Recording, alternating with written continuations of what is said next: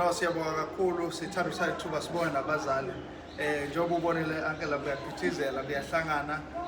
bagcwele abantwana bayafika bayaqhamuka so kuhle ngendlela emangalisayo siyabonga ngendlela okwenza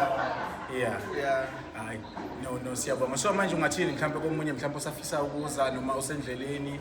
ongafisa ukujoyina mhlawumbe ngolebili ngole Monday khona sisheshe sivale nje sekuvaliwe kahle kodwa ke sithola amaphuzu ambalwa this morning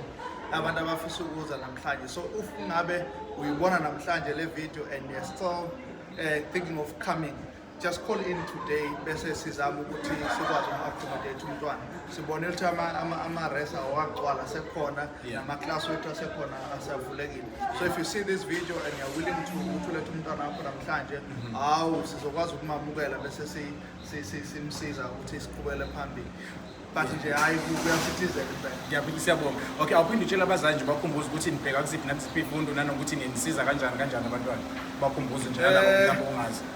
khona kuyi-process lana kuyasetshenzwa kuningi la sisiza khona in terms of career guidance, choosing the right careers and everything kodwa sibheke phakathi ko-maths, ko-physics, life sciences, i-geography, i-agriculture, i-accounting